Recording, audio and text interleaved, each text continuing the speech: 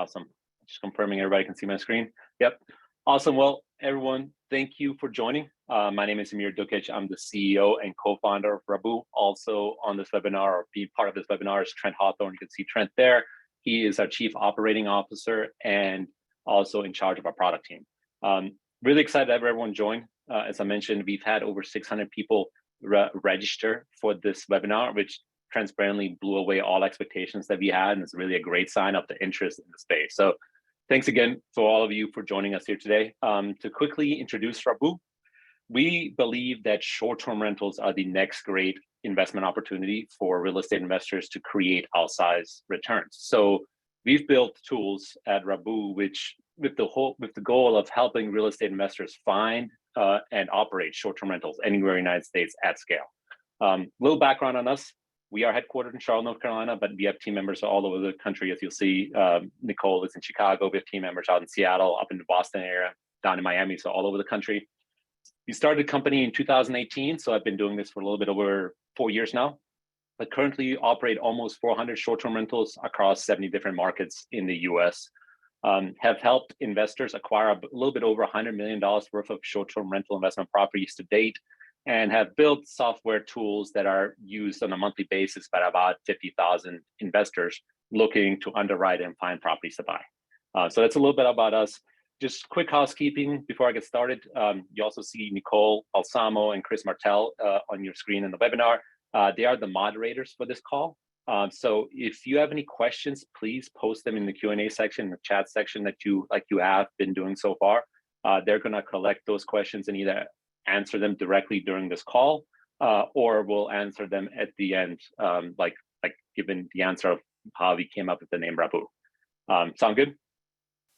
Awesome. Let's talk about the agenda real quick. So some of the things we want to cover today is the demand for travel.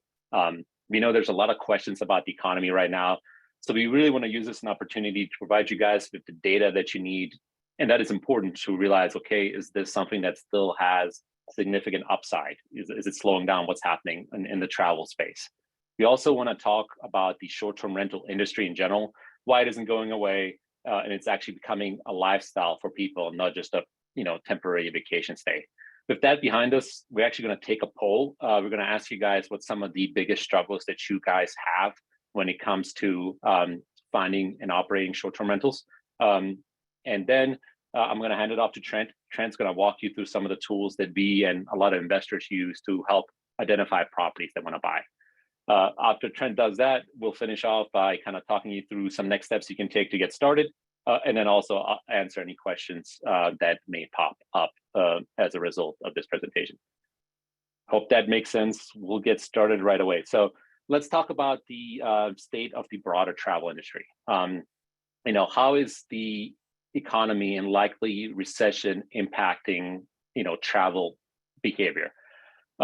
So far, to be transparent, data so far is incredibly positive. So most people consider 2021, because of the pent-up travel demand from COVID, to be a little bit of a unique year, a year where there may have been more demand because of than normal. Well, it turns out that the demand this year is actually higher than demand last year. So last year, about 53% of people traveled for vacations in the fall. So far this year, 58% of people are planning to take vacations this fall right now. So there's more travel demand right now than there was this time last year. On top of that, not only are more people traveling this year, the people that have traveled last year are also traveling for longer periods of time. Are planning to travel more than they did last year. So demand for travel is up and people are traveling more.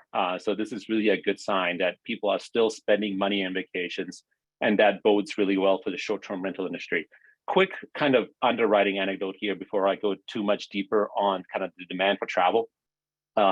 So because the post-pandemic travel habits are still developing, when we underwrite properties, we utilize data from 2019 and prior, so pre-pandemic data on when people were going to which destinations. And the reason we do that is because 2020, 2021, and now 2022 have been interesting years, right? We're not sure how prevalent some of the changes that have happened from a seasonality perspective over the last few years are going to translate going forward. So all the underwriting that we do and that we recommend doing, that our tools do, actually utilize seasonality data from 2019 and prior. And the reason we do that is because we believe it's one, the best strategy, but it's also the more conservative approach. In real estate investing, you really want to be more on the conservative side anytime you underwrite any kind of investment. So just letting everyone know, the way we do it is we use seasonality data from 2019. I see the question come in from Ed. Ed, it's only seasonality data. The performance data and upcoming projections are based on what's happening in the market going forward, but how that translates to the coming years and when people are traveling, we're utilizing data from 2019. Hope that made sense, but good question, Ed. Awesome, looks like that did make sense. Okay, so we're all kind of on the same page. There is demand for travel isn't slowing down. So what about interest rates going up? We've all heard the stories. We all know that interest rates are going up right now, especially compared to what they were last year at the beginning of this year. So should I wait for them to drop before I buy another investment property? In short, the answer is no. If you can find the right deal, it is still a really good time to buy. And the reason for that is that the interest rates going up, there's significantly less competition for homes than there was in 2021. I think we've all heard the stories about, our friends or ourselves, trying to buy a house and, the people end up winning the deal, paid 30% above asking, waived all contingencies. That's no longer the case. There's less people buying because, they have less buying power because the interest rates are higher. So it's still a good time to buy right now because in some markets, as you guys can see in this chart, the prices on the homes are dropping. So if you can find the right asset, it's good time to buy right now. Also, while the interest rate hikes have caused some cap rate compression and made returns less attractive now than they may have been at the beginning of the year, short-term rentals still provide the best return opportunities in the real estate market and are much higher than the returns you can get with long-term rentals. These days, if you're looking to buy a long-term rental, you're looking at yield kind of in the low to mid single digits. If you buy a short-term rental, you can still find returns of double digits. So it's really still an opportunity there. Also, with regards to interest rates, when and if interest rates do drop in the future, you'll be able to refinance and be able to increase your equity and improve your returns. So really, it's a tool that you can rely on and use effectively when rates drop in the future. You also won't be competing against others who are now seeing low interest rates and trying to buy homes again. So if you can find the right property, it's smart and strategic to buy a property now. Hope all that makes sense. So we've covered travel demand and know it's still rising. We also know that now is still a good time to buy because there's less competition and you can refinance when rates drop. So all of that is exciting, but really what's the state of the short-term rental industry and how are short-term rentals performing in general? So in short, bookings are up year over year and they're outperforming pre-pandemic levels by 24%. So people right now are traveling much more, are still utilizing Airbnbs and short-term rentals much more than they were in any prior years. And while we don't have the Q3 data from Airbnb yet, that should come out in their earnings call in the next week or two, we know that in Q2, they set all kinds of booking records, including having 104 million nights booked in the quarter alone, which is the highest they've ever seen. So demand is still there. People are still booking short-term rentals left and right. All indicators are also that will continue to grow over the next 5 years. Experts predict, the growth to be at least 5% each year for the next 5 years, compounding. That makes a big impact on the opportunity here. Finally, the one thing we always like to talk about, and that's a little bit of a misconception that short-term rentals have, short-term rentals should not be only considered pure vacation properties where guests stay only for a few days. As a result of the pandemic and the adoption of kind of the remote work style, people are staying at short-term rentals for weeks and months at a time while they explore new cities or are just trying to get away. In fact, over the last 2 years, the average stay length has increased by 15%, and now over half of rentals on Airbnb, for example, are for a week plus, and almost a quarter of them are for over a month. Give you another interesting anecdote on what happened with Rabu when COVID hit in March of 2020. Trent, maybe you can correct me here, but we had 30 or 40 properties we were operating, primarily in Charlotte and maybe Savannah. And overnight, and I think it might have been even Friday the 13th. I think, yes, it was Friday the 13th. Airbnb came out and said, hey, we are allowing everybody to cancel all future reservations because of the lockdown. Nobody can travel. We lost hundreds of thousands of dollars of booking revenue that weekend. And you guys can imagine we were freaking out. So what do we do? How do we solve for this? So what we ended up doing is we transitioned all of our properties to be weekly and monthly rentals. And to our shock, we're able to capture all the revenue back that was canceled. Now, the ADR was lower, but the occupancy was higher. So the RevPAR, revenue per available night, ended up being almost exactly the same, and our revenue didn't drop.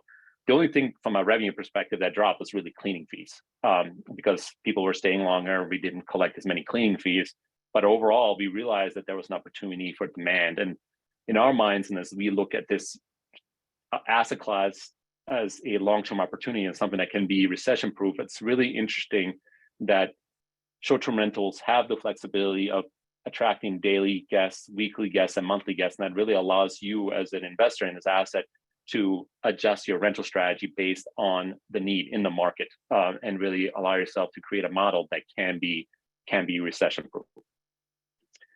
And as Airbnb CEO Brian Chesky pointed out, there's still plenty of opportunity for growth. There's opportunity. I think they mentioned they need 2 more million homes brought live over the next handful of years to meet the demand that they're expecting. So plenty of demand still here for short-term rentals. Hope all that makes sense. Next, what I'd love to do is quickly learn more about some of the struggles you guys as investors are seeing when it comes to finding your short-term rental. Nicole will now pop up a poll that all you will be able to vote on. It's a multiple choice poll that highlights some of the most common struggles investors face when they're looking for a short-term rental. But again, multiple choice, so feel free to select as many as you can. So you should see it. It should look just like this. It should pop up again, multiple choice. I can't vote on it, but love to understand what you're struggling with. Are you struggling to know what markets to search for properties for? Are you struggling to understand where to find data you can trust? Are you unsure how to analyze properties and select appropriate comps? Do you not have enough time to look for properties because you don't want to spend too much time on Zillow? Is there something else? If something else, please post it in the chat and let us know. So please go ahead and take a few seconds to submit your answer, and we'll talk about that quickly here. I'll grab a drink of water while you guys do that.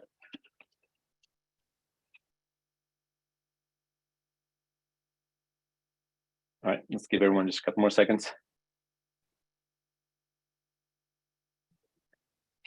That's a new one. I like that one, Theodore, about the local restrictions. That's a good one for sure. One thing while we're waiting for everyone to submit the poll, one thing that there's rarely restrictions around are those monthly bookings. So it's definitely something to keep in mind. Awesome. So we got the results in. I'm gonna share them with you guys. So thank you all for participating. Looking at the results, looks like most people struggle with knowing what market to focus on, and then how to find data they can utilize across different platforms. It's really good. Analyzing comps also is up there. That's great. These are all very common. So it's exciting to see you guys kind of share that.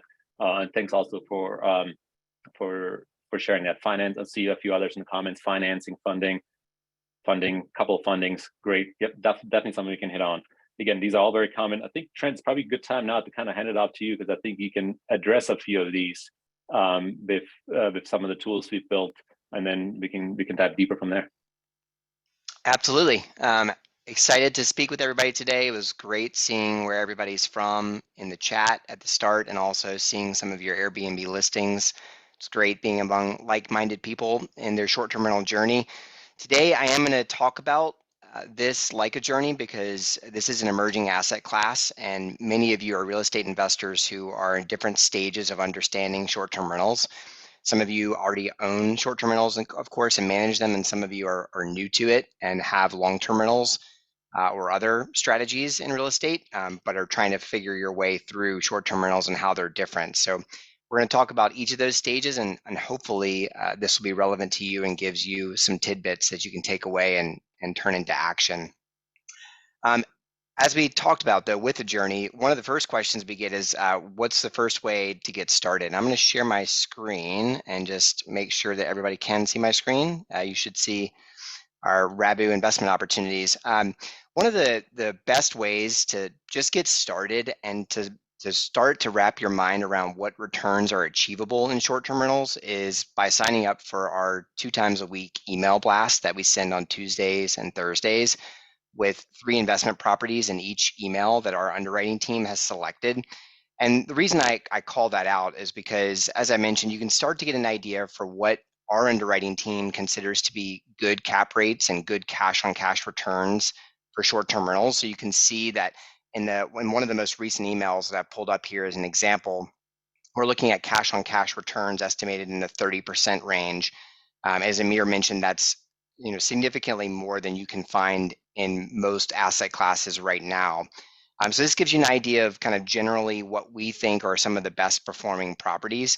It also will tip you off into some interesting markets to look into. So for example, this property in Beaufort or Beaufort, depending on how you pronounce it, where you're from, I'm going to go with Beaufort.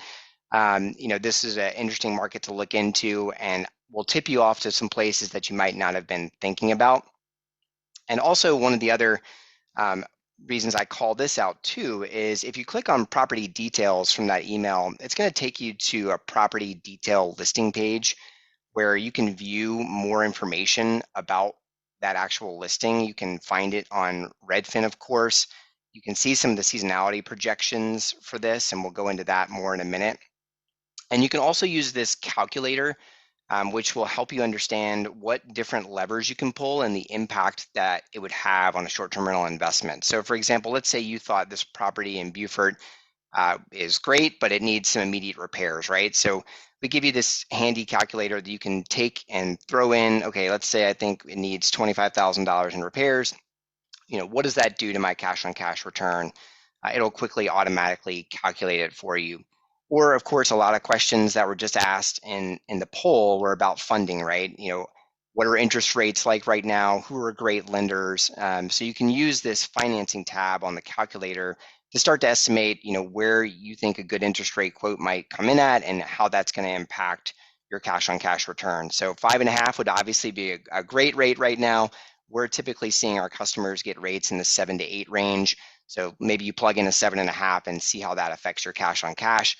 Obviously here you can see that it's still a very strong investment with that increase in rate of more than 200 basis points.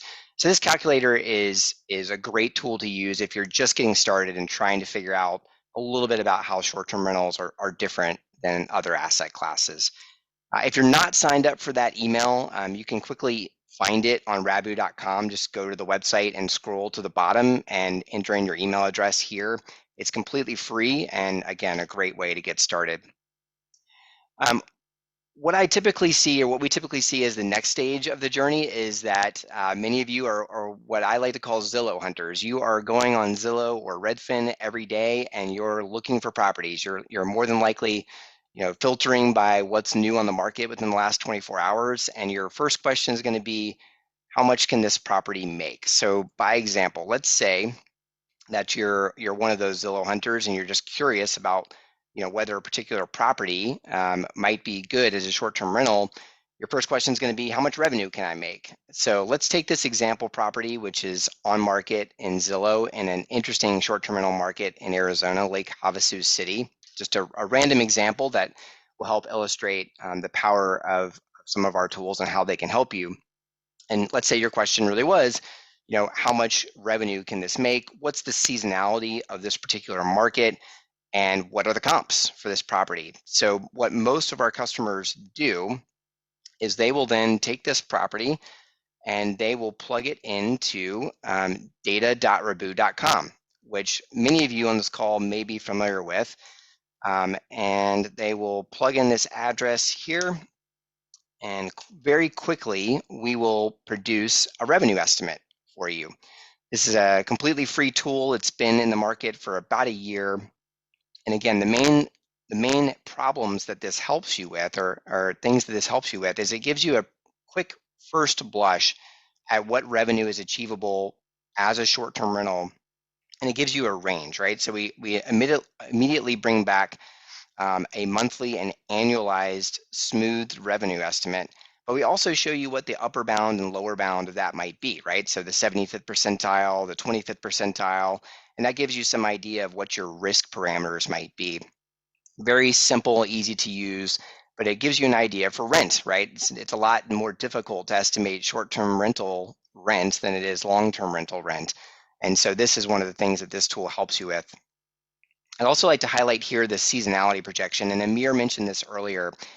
All the performance data, so the revenue and occupancy data is real time, it is current market based, but the seasonality of fluctuations by month is based on 2018 and 2019 data because it removes the wonkiness of COVID, as Amir mentioned, which we find is really important. Most of the seasonality patterns that we're seeing in market today are more similar to 2018 and 2019 than they were for 2020 and 2021. So this gives you an idea of how your revenue is going to fluctuate over the course of the year, which is obviously extremely important to understand for short-term rentals. The other main thing that this product will help you with is understanding the comparables for a target address. And that's not an easy thing to do as a short-term rental, right? So what we have done is we've pulled in, you can see them all here on the map, and you can see them in card view on the left. We've pulled in all of the 3-bedroom short-term rentals, Airbnbs nearby to this property, and showed them to you in a few different ways so that you can say, certain ones are similar to your target address or certain ones aren't, so you can exclude them from your estimate, and it will automatically update for your revenue projection, right? So you can see the numbers updating here in the bottom right. So this is basically giving you a tool and putting the power in your hands to come up with a more refined revenue estimate based on the comps. It's just very quickly giving you access to data that is otherwise really difficult to find. Otherwise, you'd be going to Airbnb directly, flipping through pictures and trying to figure out, what property, what listings on Airbnb are similar to this target address, and maybe clicking through the calendar there. There's a ton of information in this product. I'm not going to go into all of it right now, just kind of show you a glimpse of everything that's provided here. We do show you the next 3 months pricing data for each of the comps. We show you more details about it and key amenities. There's a lot of really rich data in this product, data.rabbu.com. But the 3 superpowers I would say are quick revenue estimate, quick seasonality indication, and quick ability to find comparables. So again, for the Zillow hunters out there, this is a really effective tool. The next stage of the journey, though, of course, is okay. Let's say I found a target property on Zillow in Lake Havasu City. My first question is, what is going on in this market, right? And how do I figure out more data about Lake Havasu City? And we will go to that next. And that is where market data comes into play. So market data, you'll see on kind of first glance, is very similar to data.rabbu.com in that it's search-based. So you can enter in different types of geographies. Let's see how good I can type here today. It's a Lake Havasu City, right? And I can use this now to get a feel for the overall market in addition to what data.rabbu gave me about the property, right? So I can type that in and very quickly understand what's generally happening in the market right now. So in terms of average daily rates, occupancy, number of active listings, number of active hosts, and if you scroll down, you can see how this is trending over time. So this is where we start to help you answer questions about what is happening. And we did see a question earlier in the poll or a comment about how even though demand is rising, supply is also rising. And this is, this tool, market data, will help you understand in different markets how supply is trending. And you can see the number of listings in Lake Havasu City is certainly rising over the last 12 months. So this is where we start to give you an idea of how particular markets are performing. But one of the best things about this tool is the ability to filter. So let's say you have questions about a target address. For example, should I put in a pool? Is a pool table stakes in a particular market? Should I allow pets, right? And how does all that affect my revenue and payback period for any of those investments or additional expenses in my property? So I'll give you a quick demo of how you can use market data to answer some of those questions. So I'm going to filter all the listings in Lake Havasu City by 3 bedrooms. I'm going to filter by at least 4.5 star ratings. I'm going to filter for only entire homes, and I'm going to click on more filters. I'm going to do a minimum of 3 guest reviews and a minimum of 30% occupancy, right? So now I'm going to sort of hone in on what is actually happening in this market for properties similar to the property that I'm evaluating in this exact market.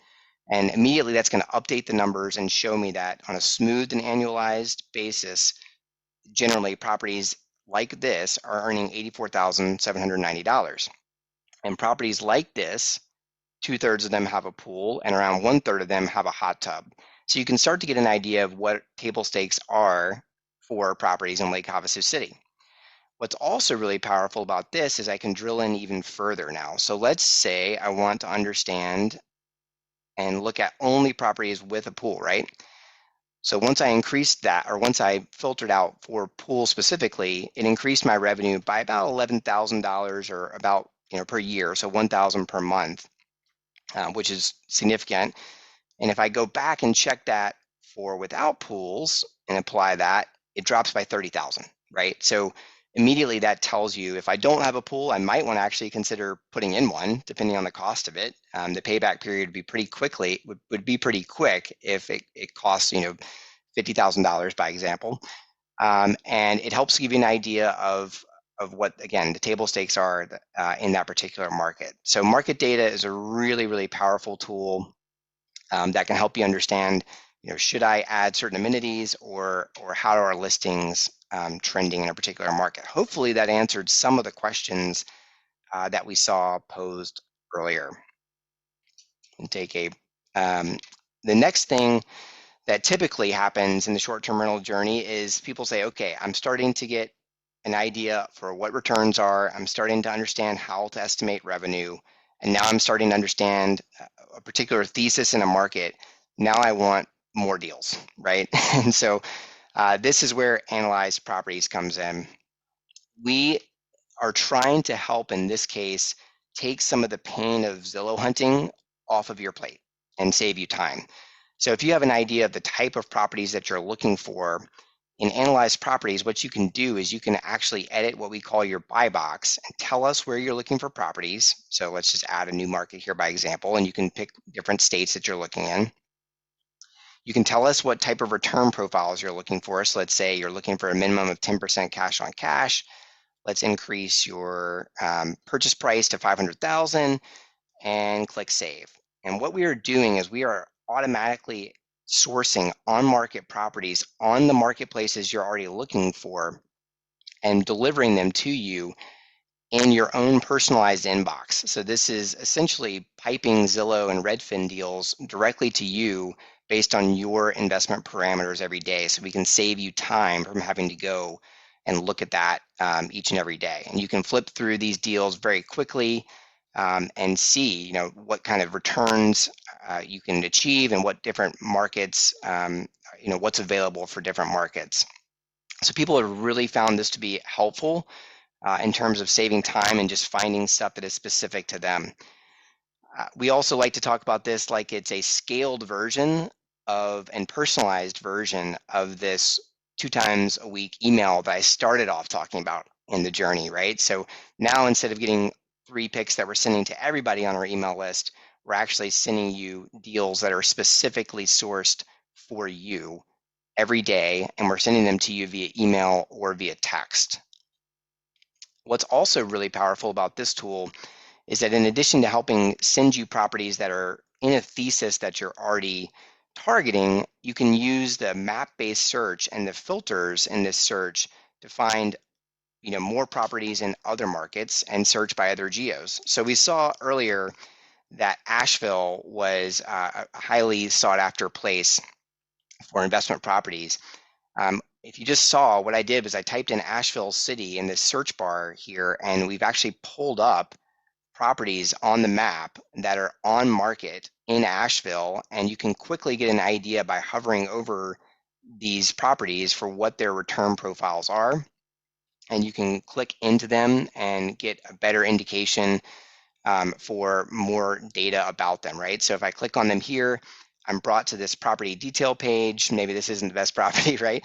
But I can use this calculator to change any of my assumptions and perhaps turn this into a property that could be a great property, right? And so this is a fantastic way to find more investment properties. So Asheville was mentioned a few times earlier, people looking there. I think Glass Rock was mentioned. This is a very, very quick and powerful way to find more properties, right? And you can, of course, filter all of this data and quickly root out anything that you aren't looking for. So with that, oh, actually, sorry, there is one more thing I wanted to mention. We do manage properties. As Amir mentioned at the start, we do manage 400 properties in 70 markets in the US.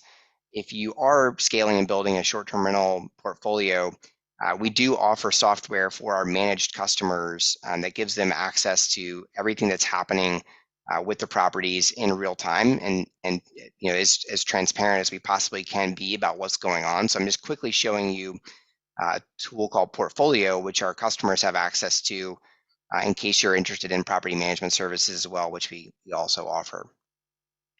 I know that was a lot and it was fast, but we only had an hour in this webinar. We do want to get to some of your questions, so I'm gonna pause there and stop sharing my screen and turn it back over to Amir and to Nicole.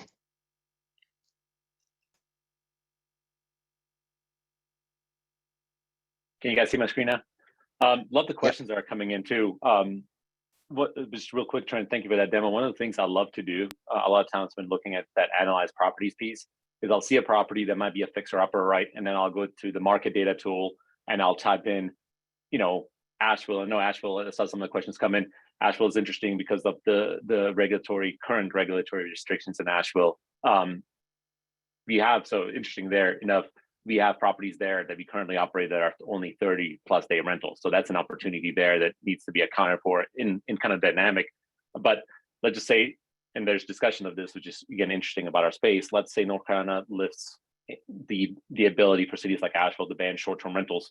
It'd be a good time to actually proactively start looking in those markets if you see that coming. And then based on the data, go into market data and say, okay, what would happen if I were to buy this property and add a pool? How would that change my revenue and what's the cost? You can type both those items into analyze properties and see how that projects going forward. So that's how I use the tool for properties all over the country.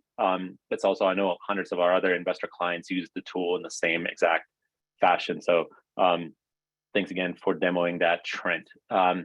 So just real quick, guys, I know we talked earlier about all the pain points that you guys had when looking to buy short-term rentals. We built this tool set that Trent just showed you guys to minimize those problems. The weekly newsletter helps investors find properties and learn about new markets. The initial kind of revenue estimate tool helps you get a quick intro into revenue potential, into data, into comps. Our market data tool has nationwide data where you can find the best markets to invest into, see how different amenities affect revenue and opportunity, ROI. Analyze properties really enhances the way and saves you time from having to spend too much time on Zillow and optimizes your buy box, helps you see properties that meet that criteria. There's only a handful of tools we've launched. We have more in the pipeline, what Trent and team are working on. So excited to share that with you guys. All these tools, you can access all these tools for $99 per month. No commitment, just $99 per month. We are actually offering it a 7-day free trial for anyone who wants to check it out themselves. Again, no commitments with the trial.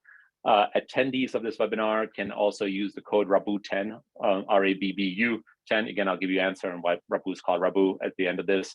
And to get another $10 off per month for the first 3 months. That code expires at the end of the day Friday. So just a heads up on that. To get started here, simply click the link in the chat that Nicole will share here shortly. You can go to data.rabbu.com, scan this QR code. We'll also, I think there's a question about this webinar. We're going to send this webinar, follow up with this webinar to all the attendees afterwards. We'll have a link to there as well. So with that out of the way, I know there's a lot of questions that come in and we want to address those. So please continue sending them, whether it's anything related to short-term rentals, the market, the products, or anything else on your mind, please send them our way and we'll love to take the next, it looks like we had almost 20 minutes. If there's questions, we're happy to address them at this point. So Nicole, I know you've been paying attention to this. Any questions kind of forefront? Yeah, definitely. I think it's only appropriate to answer the question that came up at the beginning of how we came up with our name Rabou. Yeah. Okay. So we'll leave that. Sure. I mean, transparently, it's a domain name that I bought a long time ago on like a domain auction for $30. It was 5-letter domain. I was like, okay, I'll buy it. I'll hang on to it. And as we started coming up with the idea for this business, I went to James, one of my co-founders, and I said, hey, James, like, what do you think about this? Right? This as the name. He turned an A into a house, and there it was. Since we've had multiple iterations of what it's called, but it really stands for really awesome bed and breakfast units. Somebody had that idea, and that's kind of what we're going with. So no strategic thinking behind it besides it being a 5-letter domain. But the joke at the company is it's really awesome bed and breakfast units. Awesome. I love that story. We also had a few data related questions roll in throughout that presentation, so we can dig into those next. But first one being, how reliable is the underwriting on the properties that we send in our biweekly emails? So we have an analyst on the team that reviews those and hand selects those and includes those in the email. So they are reviewed by one of our analysts on our team.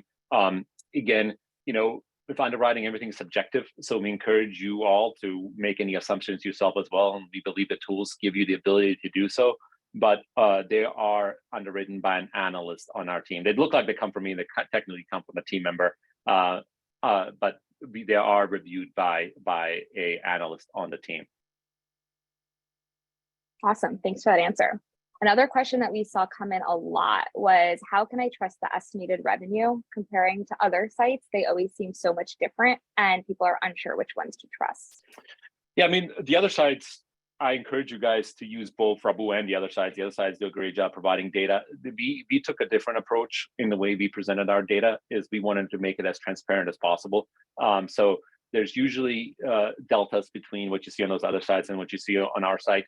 What we wanted to do is give you the ability to select your comps to get to what you truly believe is your closest comp to the property that you are looking to buy or that you might already have under your portfolio. So the biggest difference is, from my understanding, we collect data the same way. We do not include cleaning revenue in our data. I think some other groups might include cleaning revenue in the data projections. Ours do not.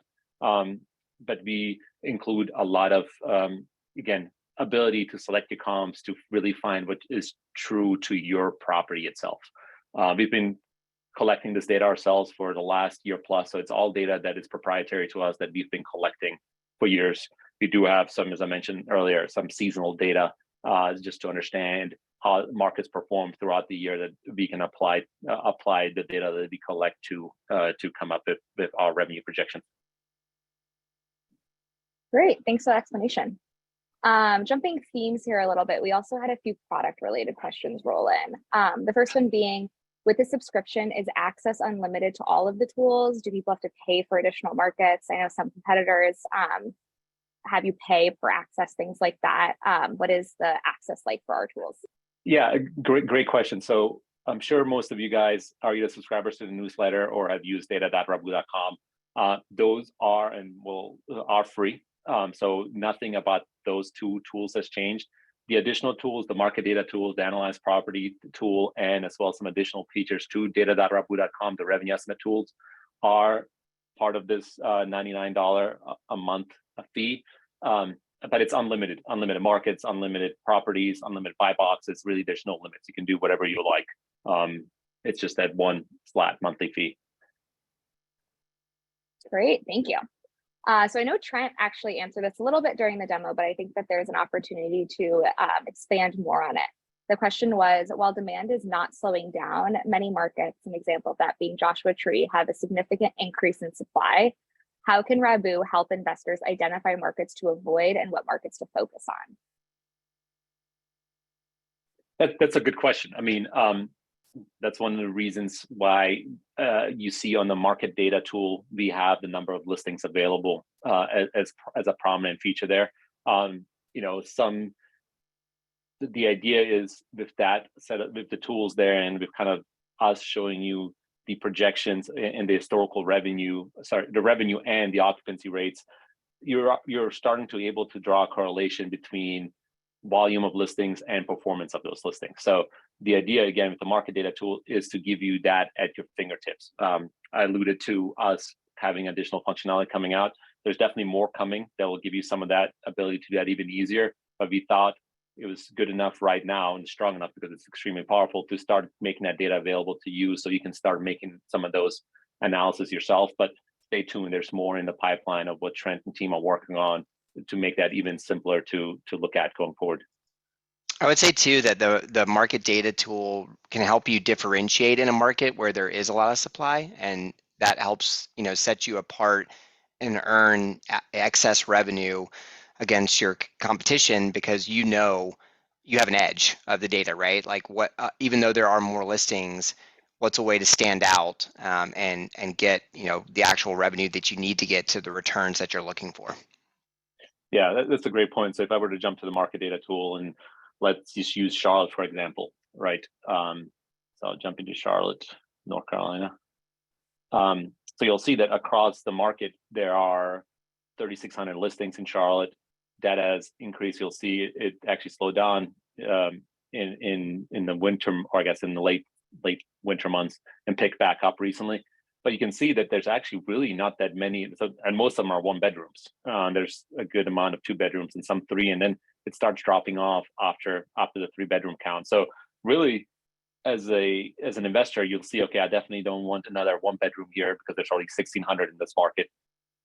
Probably makes sense for me to utilize and look into the opportunities of the returns for 4 bedrooms. So how much are 4 bedrooms making in Charlotte on average? Jump into the tool, we'll see out of those that are available, on average, they're bringing in $68,000. So now you have an idea of potentially to look into property, 4 bedrooms in Charlotte to acquire because your competition is not as strong and there still seems to be good demand because you can generate almost $69,000 per month. Great, thanks for that answer. So I know that we're known as a data company in the marketplace, and many of you maybe know our tools like Data.Rabu today, but as it's been alluded to, and some questions have actually come in about our property management services as well. So I want to talk about those next. One question we got is, are we as a company pivoting focus away from property management and towards a data play instead? It seems like this new product is really flashy and exciting and maybe the main focus moving forward. So we believe as I mentioned earlier, we believe that our goal is to allow investors to find and operate short-term rentals. We believe it's the next large asset class. From our experience, there's some great property managers out there, but there needs to be more. And the amount of clients we've spoken with that are utilizing, that are getting involved in the space, there is still a big need for short-term rental managers, especially somebody like us that can be flexible, as I mentioned earlier, in 70 different markets. So we're not stepping away from that side of the business at all. It's actually an extension of that business. A lot of that, the information we have from that business is translated into this tool set because, the interesting thing with short-term rentals is Trent and I can have identical properties right next to each other, but the way we market it, the way we furnish it, the way we do different things, we can produce significant different revenue returns. So, our tools are projections. We're utilizing some of our own internal OpCo, property management data, to make them even more reliable and come up with some of those, estimates. So it's key to what we do as a company. So it's not going away. We're just utilizing that to translate that into actual performance as well for investors. Awesome. Thanks for expanding on that. Next question on the property management front. I know, Amir, you've talked about longer stays a few times, 30+ day rentals, things like that. Someone was curious that as a property management company, will we list all of our listings on behalf of investors for midterm, so 30+ day stays in addition to short term?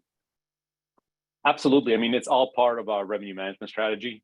So we have an internal revenue management team, and we also have internal revenue management tools that look into market supply and demand. In some high seasonality months, we will make the decision to put some properties, only make them daily stays because there's a lot of demand. In lower seasonality months, we will proactively make those monthly rentals. So it's really we're fine tuning it. there are markets I mentioned in Nashville where we are required to only do 30+ day rentals, and that's what we do. But it's really about optimizing revenue, and depending on the time of the year and really the supply and demand, that can vary from daily stays to weekly stays to monthly stays, and we're on all those marketplaces driving bookings. Great, thanks. So this next group of questions that came in was more so about STRs in general, the market, some regulations, asset type questions, a little bit of a catch-all. So to start with that, someone was curious if you had any ways to find, vet out, or prevent operating in non-STR friendly communities. Not yet. It's definitely something in our pipelines. We've been collecting data on it. We're going to make it more prominent, available in the tools. It's something we're thinking about, especially on the product side on a consistent basis. We have not found a true unlock to make that easy, but we're gathering data. We're looking at different things to present, whether there's, we can capture properties and locations of HOAs, individual zoning requirements, things of that nature. We are working on it. We have some proprietary internal data that we have not put out into the product yet. Again, one of those items in the roadmap that I alluded to earlier.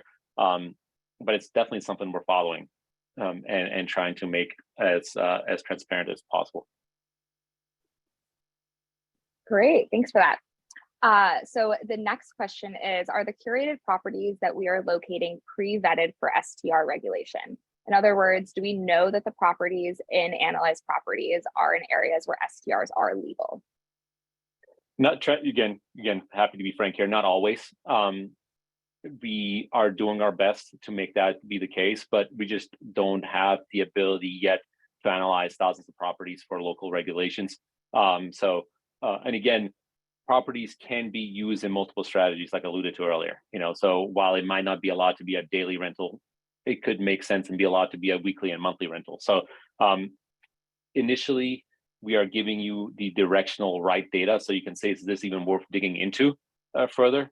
We have taken the first stab at it. Especially if you want to work with us on the property management side, we can take it to the next level even more. But for right now, we can't guarantee that all properties that are in analyzed properties are eligible to be your daily rentals. Yeah, definitely strongly encourage everyone to do your due diligence on that front, especially before making an offer. It's just so nuanced and it's so detailed. Sometimes it can be down to the street or the block. Sometimes it can be down to the amount of permits. It's very, very difficult to figure that out at scale. As Amir mentioned, we are working on that to help try to give some more, more indications about properties and sort of their probability of being allowed. But at the moment, we'd strongly encourage doing your own due diligence. We do our best, but we certainly cannot make any guarantees about that right now. Great, thank you. So the next question here is there a price point or category or kind of like location theme that's been found to be a bit more recession proof? The examples that were given were like luxury, boutique, destination location, so on and so forth. Yeah, I mean, it really kind of depends on your strategy. We've seen a lot of success in like tier 2 urban markets, and tier 2 urban markets being cities of the size of like a Charlotte, and through this, well, first of all, the Southeast and into like Texas and some Arizona have performed the best.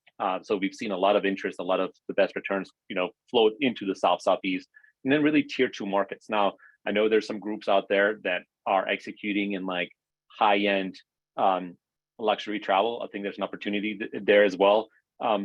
Transparently speaking, most of our clients are thinking more on the urban side, less like high-end luxury, just because while we all agree there's some opportunity there, there's less data to support that. You're a little bit of your own market setter. So that one's a little bit harder to execute if you can. I think it's very much feasible. There's just not a lot of significant data to actually prove that to be the case yet. So most of ours has been in most of the returns and best opportunities we've seen have been across the Southeast in cities that are kind of tier 2 level cities. Hope that answered the question. Great. So some more questions have come in during Q&A. So I apologize, but these next two aren't as thematically categorized. But we did have one come in about property management again. the individuals interested in what is included in our property management fee. But when we manage the properties, it's very much hands off for the investors that we work with. We do everything from creating the listing to marketing it everywhere to all the guest support, cleaning, everything is included. Really, as an investor, I think Trent showed the portal tool earlier. You spend most of your time there just seeing how the assets are performing. If you have any questions, you have access to our team. But besides that, it's completely hands-free. The only thing that an investor does is usually covers that they're in charge of paying the debt services. Great. On that note as well, so I was wondering how in the past have we successfully found teams, vendor teams in each market for each rental? So things like maintenance individuals, cleaners, so on and so forth. Yeah, so we have a team member it's really all she does. She's focusing on helping us build vendor relationships nationwide.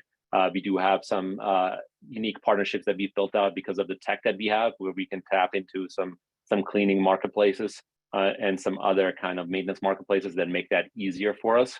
The scale helps, and some of the relationships and the tech that we have help tremendously. So I don't think I mentioned this, but all of our property management tech is built in-house. Again, our co-founder, James, and Justin on our development team built all of that. That allows us to really be nimble and not have to worry about limitations that some other software providers may have.